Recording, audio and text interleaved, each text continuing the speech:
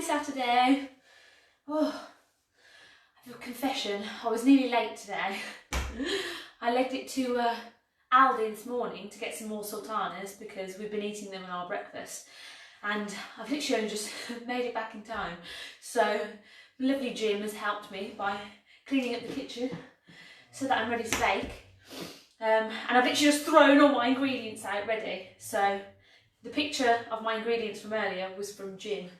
So thank you to Jim for helping me get ready. I'm going to wait a few minutes, let everyone join in. I was nearly late today, everybody. This is real life. I went to Aldi, I spent half an hour waiting in a queue outside of Aldi, as I should. Keep your distance, everyone. Whizzed around Aldi. Some very grumpy man told me that I jumped in front of him in the queue, and it turned out that I'd overtaken him while walking from my car at some point. Then when I got to the queue, I was in front of his space where he would have been. Just a very grumpy old man, but I'll forgive him because it's hard times now. Everyone has a bad day, and maybe he was just having a very bad day. Right, now, as usual, I'm going to wait for the royal hour. I'm going to wait for my laptop to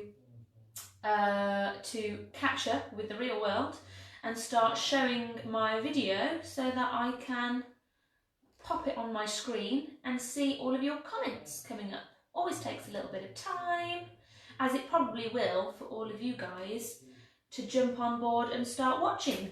If you've just tuned in, we're making hot cross buns. We're making hot cross buns. Now this is quite tricky. It's a bread recipe at the end of the day, but we're going to do it together. If you've never baked anything before in your life, by the end of today, you are going to be a fully fledged baker. It's got my hood stuck. I've tied my hair up because we're going to be needing to use our muscles today. We need to be kneading dough. We're going to have a good workout while we're doing it. So roll your sleeves up, get your hair tied back, wash your hands. I'm going to wash my hands because I haven't had a chance. I have to go to Aldi to get some supplies, drop some supplies to my mum and dad, and I've literally only just made it back. Hence, I'm wearing my fabulous running around hoodie. Right, now my laptop still hasn't sorted itself out. Come on, laptop. We'll get started anyway. I can't see your comments at the moment, so if you have any questions, bear with me and I will... here it is. Get a refresh on there. Get this up. Great. Now, if you didn't see, I'm adding a sneaky little secret recipe today. Kind of like, I like to think of them as the bonus levels on computer games. This is a bonus level. Not a lot of people will know about this. So if you're watching right now, you are one of the privileged few. We are also going to be making meringue kisses today. So if you'd like to make meringue kisses, all you will need is 2 egg whites and 110 grams of caster sugar. Hopefully you've already got that with what we were going to be using today. But yeah, so if you'd like to whip up some meringue kisses while we're waiting for our dough, feel free. I'm going to show you how. But first, what I would like to do is start making our hot cross buns. It's hot cross bun day. This is an enriched bread dough recipe. Now, an enriched dough is a normal bread dough with butter, eggs and milk. Rich stuff, that's what I think of it. I think like rich things like eggs and butter in my bread dough makes it an enriched dough. Normal bread dough is only 4 ingredients. You can make bread at home with only 4 ingredients. Bread flour, yeast, salt and water. That's all you need to make bread. If you've got that in your house, you can make bread. And I'm going to show you a few things today about how you can do it. With what I show you, you will be able to make any bread. If you can make hot cross buns, this is tricky. If you can make hot cross buns, you can make any bread. And we will be adding some more bread recipes into our weekly programme. Weekly programme? Who do I think I am? Right, let's get going. So the first thing we want to do is we're going to warm up our milk and melt our butter. So, I love saying I don't know why. I do that with a lot of things. Our milk and our butter. I suppose it is, yours and mine. We're both going to be using it. I'm using whole milk. I always find whole milk is better to use for enriched dough recipes. A little bit richer, gives it the dairy content that it needs. So I'm using whole milk. Don't panic if you're not using whole milk. You can use any milk you like, as long as it's dairy milk. I haven't tried using dairy-free milk for this recipe, so let's stick to dairy. Right, we are going to put 300 mils of milk into a pan and we're going to warm it on the hob. Now, if you didn't know already, if you haven't watched previous videos, grams and mils are exactly the same thing. Always weigh your liquids. It's so much more accurate than using a jug. If you have a normal scales that has grams, measure 300 grams because it's exactly the same as mils. Now, we're going to put that on our hob at a very, very low temperature because we just want it to warm ever so slightly. And then in another pan, we're going to put our butter and get that melting. Now, I haven't combined the two because we may not need all of our milk. So I don't want to add our butter because we do need all of our butter. So we've got 300 mils/grams of milk warming on the hob. Now I'm going to put 40 grams of butter into another pan and start melting our butter. Woo! Yes, so as I said, this is an enriched dough, but it follows the same rules as normal bread.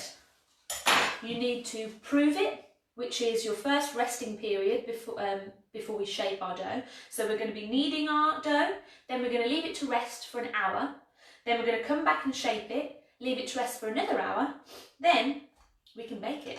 And that is what we're going to be doing today. It's going to be a long process, but we're going to be in it together, we're going to stick together, and we'll get through it. So, we've now got our butter melting on a pan, our milk very gently warming, and we're going to start working with our yeast. Now, I am using dried active yeast. If you have easy bake yeast, you need to use it in a slightly different way. The best way to know what type of yeast you're using is to read the packet. Somewhere on your packet, if you're using the same as me, dried active yeast, it will say you need to reactivate this yeast in warm water before use. If that's what your packet says, follow me exactly. If your packet doesn't say that, or it says easy bake yeast or fast action yeast, you don't need to activate it. It's going to go into your dry ingredients dry. However, if you're the same as me and you need to activate your yeast, that's what we're going to do now. Right, keep an eye on your butter. Make sure it doesn't start to bubble up too much. All we want it to do is melt. Don't want it too hot. So keep an eye on your butter. Check that your butter is not getting too hot and it's not starting to boil. We don't want boiled butter, we just want it to melt. Mine's still got some little lumps in, so I'm going to take it off the hob now because it's melted. That's all you need, just to melt your butter. So, taking my melted butter off the hob, I'm going to test my milk because we don't want our milk too warm either. A great test for how hot your milk needs to be is to dip your finger in. It should feel around body temperature, so when you put your finger into your milk, when you finger your milk, it should feel similar to body temperature. You don't want it too hot because it will kill your yeast. This is very important. But don't panic, we're going to take things slow. We're going to go through a step at a time and make sure we don't do anything wrong along the way. So, if you've just tuned in, don't panic, you haven't missed much. All we've done is we've warmed up our milk and we've melted our butter. Now my butter is a bit hot, so I'm going to let that cool down quite a bit before I do anything with my butter. So if you've done that, we're making hot cross buns. If you didn't know, don't panic, we're making hot cross buns today. It's nearly Easter, what better time to make hot cross buns? So, we've warmed our milk. My milk is a little bit warm still. It doesn't need to be too hot. Can't have hot milk. If the milk is hot, if it's past 38 degrees, it's going to kill your yeast. So we want to make sure our milk doesn't get too hot. And the same with our butter. We've just warmed it ever so slightly on the pan. We've melted our butter. Now I'm going to leave that to cool down a little bit. Now, I was talking to you about your yeast. If you're using dried active yeast, like I am, we're going to activate our yeast now.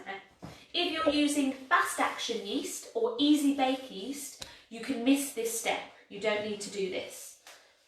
But if, like me, you are using dried active yeast, we need to activate it.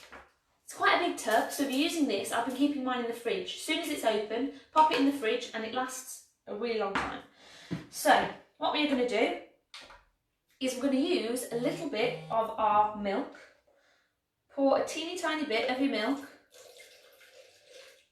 into a different receptacle, a jug or a bowl. We're going to test it to make sure it's not too hot. Might need to leave it to cool ever so slightly. And we're going to sprinkle just a dash of sugar onto our little bit of milk. So if you've warmed your milk up and your milk is a little bit warm, I've just put a little bit of milk into a jug. I've sprinkled on a pinch of sugar. Now I'm going to test the temperature again, make sure it's not too hot, because we're going to use this to activate our yeast. All we need is a little bit of warmth. We want to warm up our yeast and start activating it, wake it up, start it getting frothy. So I've sprinkled a little bit of sugar on there, and I've got my nice warm milk. That's good. You shouldn't really feel the difference in temperature. It should be similar to body temperature.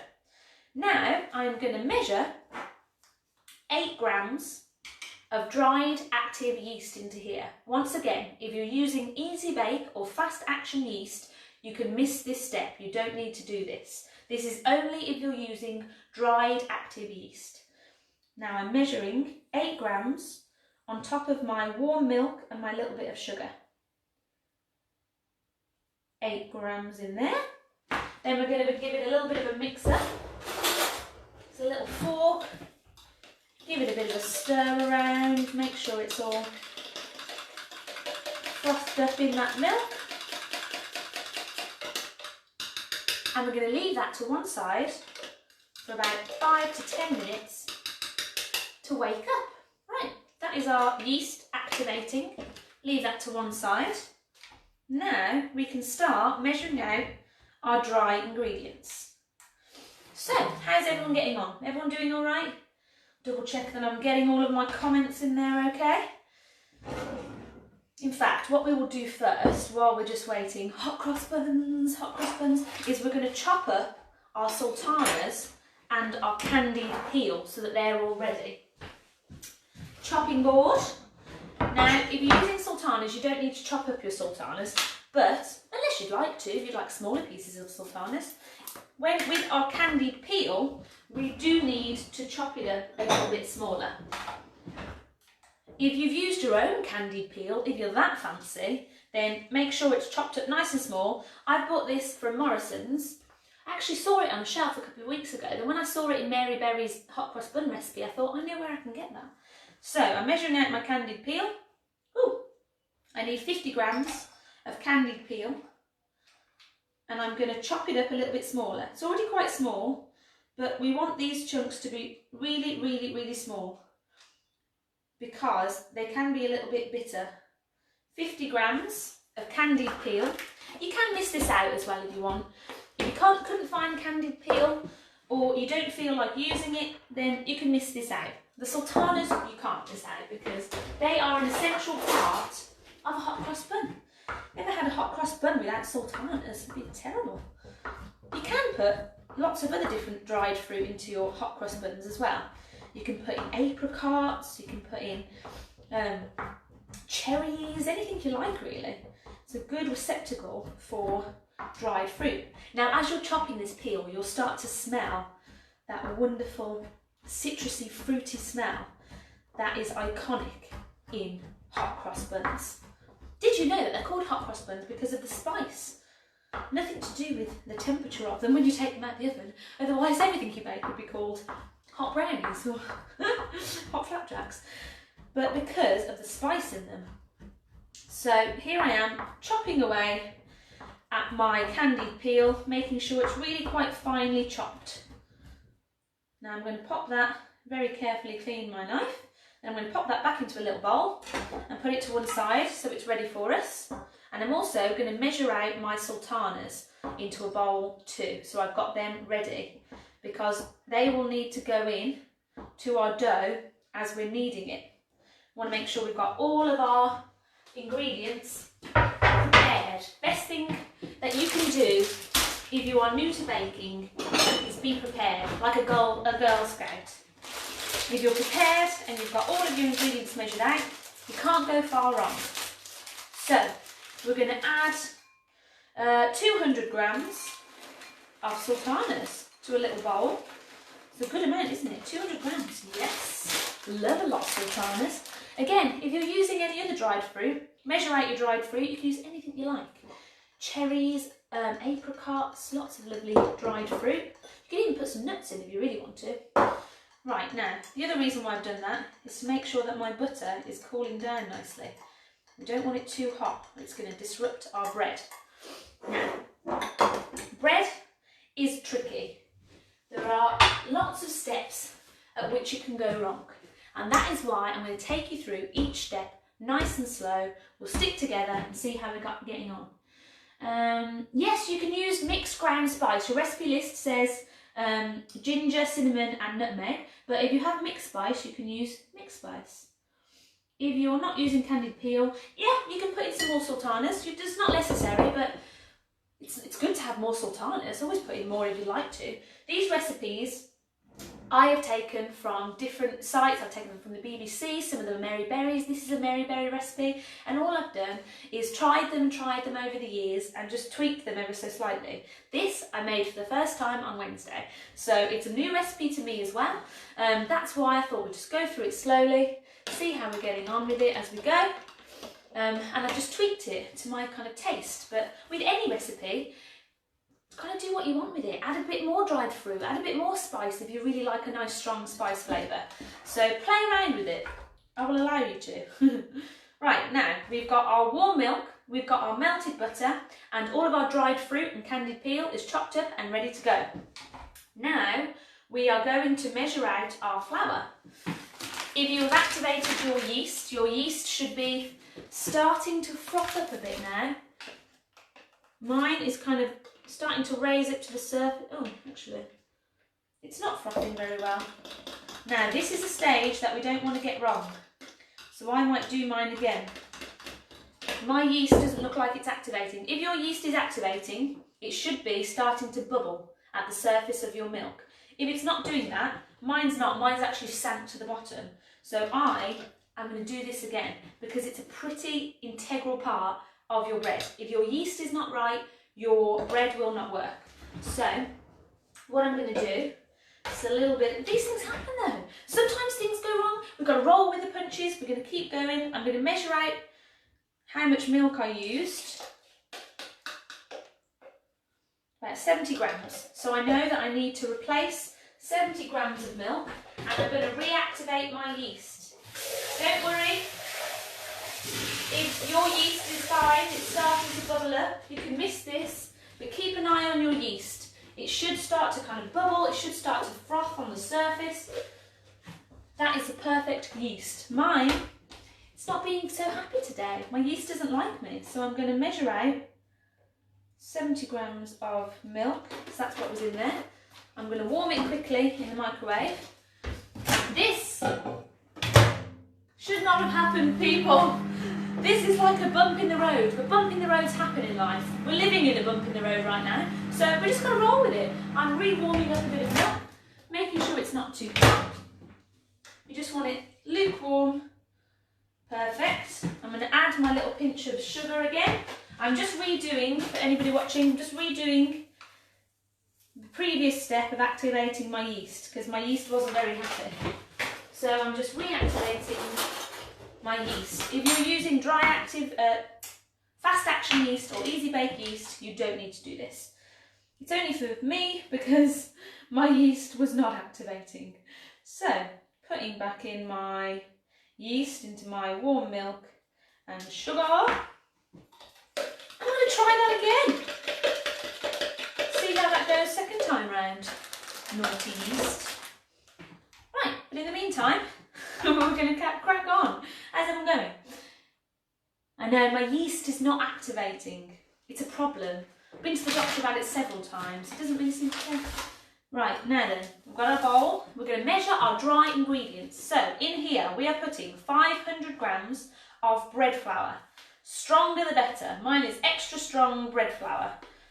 All you need is a good strong bread flour. It has more gluten in than normal flour. You can't use plain. It just won't work. You need that extra gluten in there to help our yeast to rise. So, we need 500 grams of our strong bread flour going into a nice big bowl. There we go. We're also going to put into here 10 grams of salt. Now I'm using my sea salt flakes, but you can use a grinder. It takes a bit of time. I've had to do that before. Keep grinding away until it measures 10 grams. So I'm going to put in my sea salt flakes and I'm just going to break them up as I put them in because they can be quite chunky. 10 grams of salt. I know that seems like a lot, but bread needs salt. The one thing you need to know about bread is it needs salt. Right, putting that in there. Now, if you're using fast action yeast or easy bake yeast, this is when you can put your fast action yeast or your easy bake yeast into your dry ingredients. Once you've put your salt in, I want you to move your salt. This is another trick because salt can retard your yeast. So I want you to push your salt over to the other one side of the bowl, and if you're using easy bake or fast action yeast, you are going to weigh out your 8 grams of dried yeast onto the other side of the bowl. Keep the salt and the yeast separate. It's a little trick, then they won't start to annoy each other.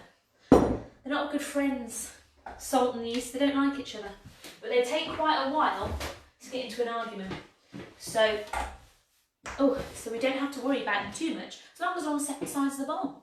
Right, the one last thing we have to prepare before we start adding everything together is the zest of our orange and our lemon. So, I've got a fine grater here. I like quite a coarse zest, so if you don't have one of them little fancy zesters, just use the smallest part of your grater that you've got. And we're going to grate the zest of an orange, and we're going to grate the zest of a lemon as well, and add that in. Oh, it smells nice. The whole kitchen's going to smell of fruity smells. It's going to be lovely. How's everyone getting on? You've mixed your salt and your yeast. Okay, don't panic. It's going to be okay. It does take a while for your salt to retard your yeast. So it was going to mix eventually. They're going to be in the same dough together. So don't panic too much. It's not going to be a problem.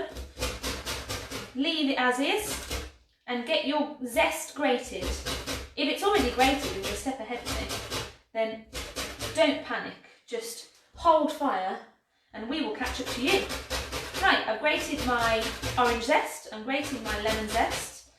Now don't throw your lemon and your orange away. Just because you've taken the zest off, the fruit inside is still absolutely perfect. And I will be using this lemon in a cocktail later. And the orange, why not? Slices of orange. It's Saturday, everybody. It's Saturday, which means cocktail hour starts early. Cocktail hour starts at 3 PM on a Saturday because I said so. Right, zest of an orange and of a lemon. We're going to put that into our dry ingredients as well. Lovely jubbly. Right, now let's check what we've got here. See how our yeast is activating. Clean off our surface with all of our lovely zest into our flour mixture. Right, so we've got flour, we've got indigestion. We've got flour, we've got salt in our bowl. We also want to put in our spices. So we're going to put in, now this is purely to my taste. I've kind of upped the spice level because I really want to taste it. It's going to be in there, I want to taste it. So I'm putting in a teaspoon of ginger. If you have a mixed spice instead of separate spices, that's fine as well. Just put a couple of teaspoons of your mixed spice in. I'm doing 2 teaspoons of cinnamon because I feel like that is the one flavour that's really should be coming across well in your hot cross buns. If you're not a big fan of these kind of flavours, then put in a bit less. Just put in like half a teaspoon of each. And a teaspoon of nutmeg. Just a level teaspoon of nutmeg. It's quite a strong flavour. Right.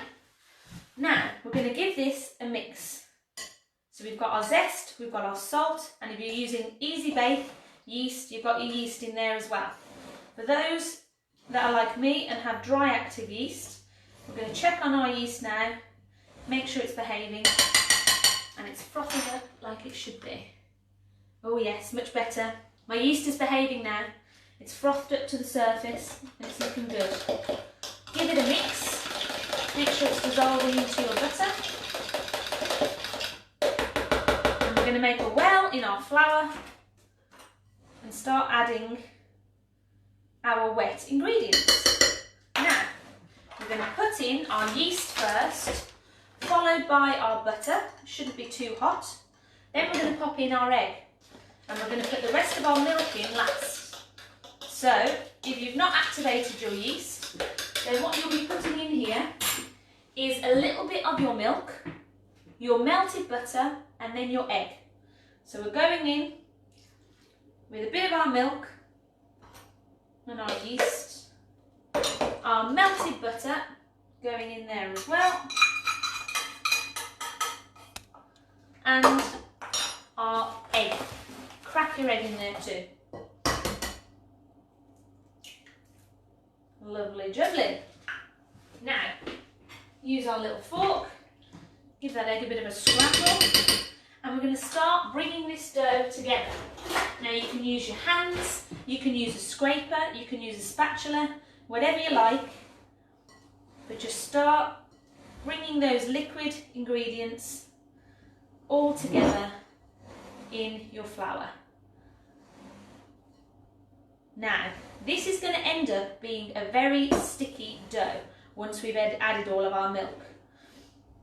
But we're going to add our milk a bit at a time because we might not need all of it. A bit more of our milk is going in there. I'd say about half again, so you should be left with half of your warm milk still in your pan. Bring it together. You don't want any dry bits. It should be quite a wet, sticky dough. Mine needs more milk for sure. I'm not going to put it all in. Still going to save back a bit of my milk. What you're looking for is for it all to come together, for all of your flour and your liquid to be incorporated, and it should be coming into a nice, soft, pliable dough, but it should be quite sticky. Now I'm going to put in all of my remaining milk. But if you've already got a sticky dough, then don't add all of your milk. Don't panic if you've chucked all your milk in, it'll be fine. Just makes your dough a little bit stickier, more difficult to work with, but it will still have a nice result, so do not panic. Right, now, my dough is starting to come together. Still got little bits of flour on the bottom of the bowl, but that is absolutely fine. Smells lovely, smells like, oh, lemony zest. Just 1 sachet fast action yeast. Yes, just 1 sachet. It should be about 7 or 8 grams. Just use your 1 sachet. Yep, fab. Great. Now, clear your surface because it's time to knead our dough. What we are going to do is, as we are kneading it, we are going to be adding our sultanas and our peel. So have your sultanas and your candied peel ready. I'm going to check my recipe, make sure I haven't forgotten anything. We've got flour in there, we've got, oh, caster sugar. Guys, we didn't put caster sugar in, it's going to be fine. We've skipped a step, but it's going to be absolutely fine. These things happen in life. Right, now, we're going to tip our dough out onto our surface. Oop, make sure we don't lose any of it. Make sure our surface is nice and clean, no bits and bobs on there. Put that over there. Right, here we go, people. It's time to knead your dough. Have your peel at the ready, have your sultanas at the ready. Take take off any rings or anything that you may have on. Take off my lovely ring, because they do get pretty covered in dough. Tip your lovely dough out onto your surface. Now this is quite important. Don't be tempted to flour your surface. Don't be tempted to put any flour on your surface, because it changes the ratio of dry to liquid in your buns. We don't want that. We want nice, sticky, soft buns. Right, so you've tipped out your dough onto your surface. I'm going to tip this down so that you can see more what I'm doing with the dough. It's going to get sticky on your hands, it's going to get sticky on the surface, but stick with me, because the more we work this dough, the better it's going to get, the more it's going to come together. So the first thing I'm going to do is I'm going to start sprinkling in some of my candied peel, some of my sultanas, and I'm just going to fold my dough. It's going to be really sticky. It's going to stick to your hands. It's going to stick to the surface, but just fold it, sprinkle on some more candied peel, sprinkle on some more sultanas, and keep folding. Fold it away, just like that. All those bits of candied peel, all those bits of sultanas, they're all going to start sticking in there as well. It's going to be all full of fruit by the end of this. There's going to be fruit everywhere, but that's what it's all about. Just keep folding away, folding the sides on top, just like that, from one side to the other. Make sure that all them bits of dried fruit and things are getting all nice and stuck in there. Stick them in with your fingers. Now I've finished with my candied peel. I've still got some sultanas left to stick in there. Sprinkle them on, and we're just folding as we go. The idea of kneading your dough is to stretch the gluten in it and let it reform. So that's all you're doing when you knead dough, is you're stretching it. And I'm going to show you a foolproof way of kneading your dough. Once we've folded all of our sultanas in there, it's going to be really sticky, it's going to stick to the surface, but don't be tempted to put any flour in here, it will ruin it. Right, this is how you are going to fold your dough. You're going to grab it with both hands on one side, you're going to turn it, pick it up and turn it, slap it down and fold it over. So we're doing a pick up, a slap down and a fold over. Don't worry if your sultanas start flying out. That is perfectly normal. It happens a lot. Just get them back in there. So we're going to pick it up from one side, slap it down, fold it over. Pick it up from one side, slap it down, fold it over. And we're just going to keep doing this. This needs to carry on for a good 10 minutes. So take a look at your clock. It's just after 12:30. We are going to be doing this until at least 1:45. So keep them sultanas in there, keep picking it up, folding it over, get all them stuck in there. They keep wanting to jump out, but that is absolutely fine. Another way of kneading your dough is to use the palms of your hands, push the dough away from you, then fold it over. Push the dough away from you and then fold it over. At this stage, your dough is quite sticky. So it's going to get all over your hands. So the less you use your hands, the better. We're going to use just our fingertips and we're going to pick our dough up, slap it down, fold it over. Pick it up from the side, slap it down, fold it over. And you just need to continue like this. You need to pummel that dough. Use your muscles. Stick them sultanas back in. Got so many rogue sultanas going on over here, it's crazy. Woo! Slap and fold, slap and fold. Already my dough has come unstuck from the surface. I don't know whether you can see that. My surface is clean. As you work the dough, it will start to unstick itself. It becomes much softer. It will even come unstuck from your fingers. It starts to get a lot firmer. So we really need to start to use our muscles now. Pick it up, slap it down, fold it over. Pick it up, slap it down, fold it over. Keep an eye on them rogue sultanas. If you lose a few as you're going along, don't panic. There'll be plenty in there. Perfect. Keep going with this. Now this is just a long process. We're going to need to be doing this, as I said, for 10 minutes or until our dough is nice and soft, and we can do that thing that they do on Bake Off where we have a look for the window pane stage. Oh, we're so excited about this. Right, use those muscles, slap that dough, push it away, fold it over, push it away, fold it over, pick it up, slap it down. Basically, all you want to do is keep a good stretching and folding motion. You can use one hand, use the palm of your hand, stretch the dough away from you, fold it over. Slap it down, fold it and stretch it. Just keep going like this. Keep working your dough. It's really very difficult to overwork dough by hand. Unless you maybe, you know, a bodybuilder or something and you're super strong. But us mere mortals, it's going to be pretty difficult to overwork your dough because it takes a lot of strength.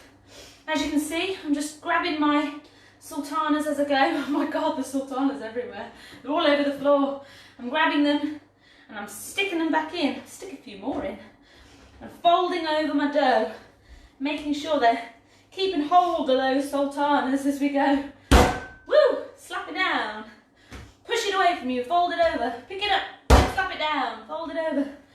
Woo! This is how you can knead any dough. Most bread doughs won't be as sticky as this. It'll be fine. I'm exhausted. I'm actually exhausted. Keep going.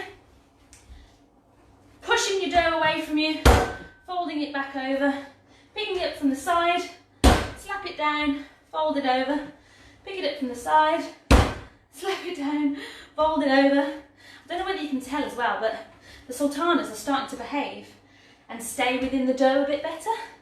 All part and parcel of it. The more you work that dough, the better it's going to be.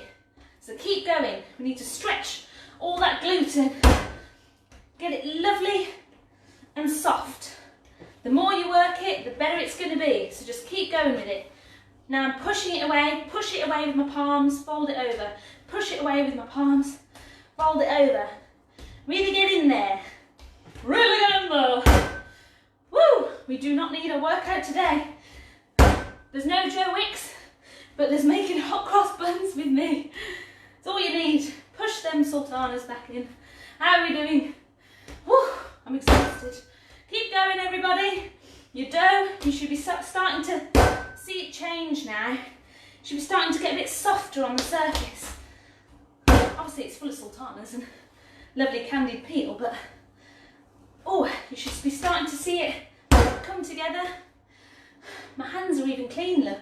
I told you, the more you work it, the less sticky it's going to get. It's going to be coming together to a nice soft dough. Keep working it. Have a look at our clock. We've only been doing it for 5 minutes. Oh my God. We need much more kneading than this. Keep going. Fold, stretch. Slap, fold, stretch. Slap, fold, stretch. And really be rough with it. Give it a punch. Punch it around. Take out your anger on this dough. That's what you want to be doing. Punch it, press it, squish it around. Slap it down. When I was making bread the other week really early in the morning, poor Jim was asleep and all he could hear was this. Getting down, I was like, oh my God, sorry, did I wake you up? I didn't mean to. Slap, fold, push it away, fold it. Slap it, fold it, push it away, fold. Push it away. You can even do this as a one-handed one. Hold it with one hand, push it with the other, and fold it. Push it with the other, fold it.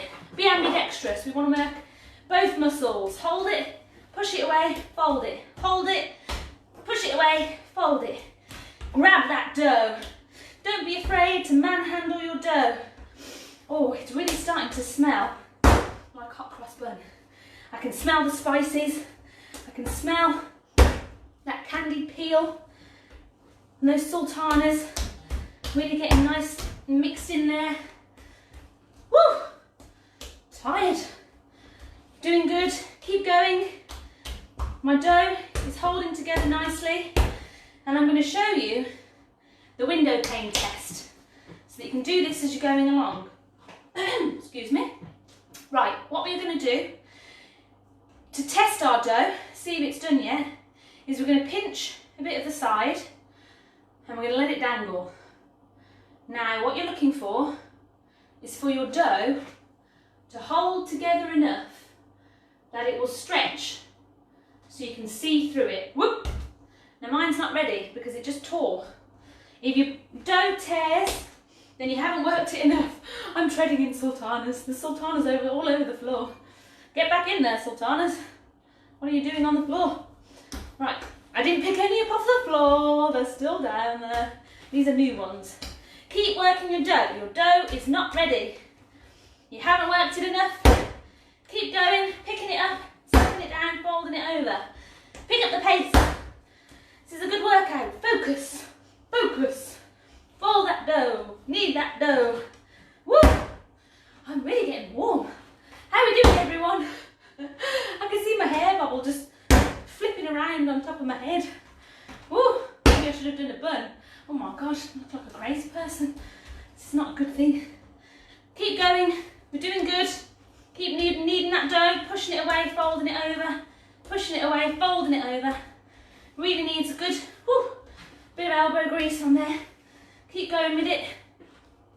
The slapping technique is always a good one. Pick it up, slap it down, fold that back over. Which will really stretch the dough back over. Stretch back over. Push it away, fold it. Push it away, fold it. Push it away, fold it. Now, once we have kneaded our dough to perfection, it's going to need to rest for an hour. Now, usually, whenever you put anything extra into your dough, whether it be fruit, nuts, vegetables, if you're making like an olive kind of loaf, anything extra that you add to your dough is going to slow down your yeast. So it might need a bit longer than an hour. But what I'm going to do is I'm going to come back online after an hour and we're going to make meringue kisses. That's how we are going to keep an eye on our dough, make sure it doesn't overprove, but also give it long enough to prove correctly.